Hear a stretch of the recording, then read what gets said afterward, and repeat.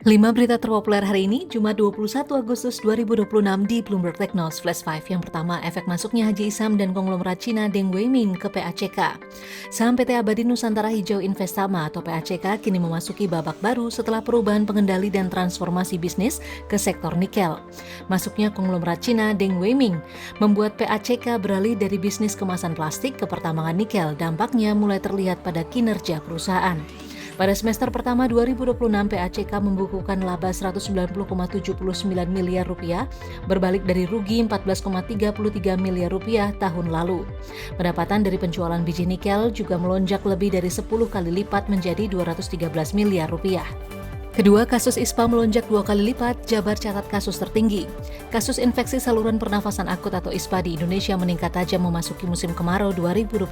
Kementerian Kesehatan mencatat kasus ISPA kini telah lebih tinggi dibandingkan periode yang sama tahun lalu. Pada minggu ke-27 hingga minggu ke-31, peningkatannya mencapai hingga 400.000 kasus per minggu dibandingkan 2025. Jawa Barat menjadi wilayah dengan jumlah kasus tertinggi.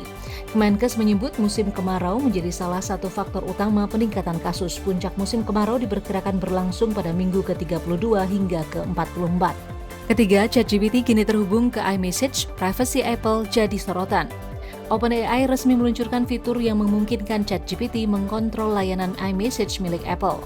Fitur ini tersedia di ChatGPT untuk Mac dan memungkinkan pengguna meminta AI membaca, menulis, mengirim, hingga mencari dan merangkum pesan di aplikasi Apple Messages.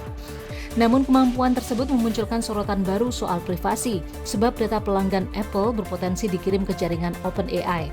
Padahal Apple selama ini dikenal sangat menekankan perlindungan privasi dan keamanan isi pesan penggunanya. Keempat, BEI berencana hapus saham gocap, harga bisa sampai ke Rp1.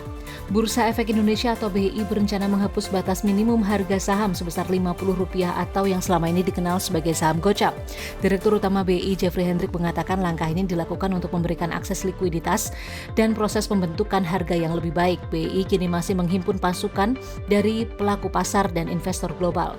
Jika aturan tersebut diterapkan, saham yang diperdagangkan di pasar reguler dan pasar tunai berpotensi memiliki harga di bawah Rp50 bahkan hingga minimum Rp1 per saham.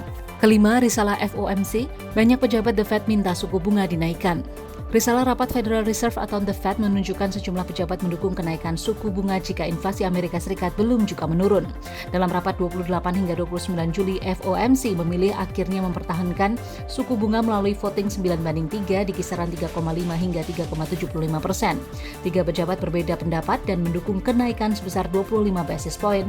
Mereka adalah Lori Logan, Pat Hammack, dan Neil Kashari. Itu dia 5 berita terpopuler pilihan Bloomberg Technos hari ini. Ikuti terus update selanjutnya di www.bloombergtechnos.com.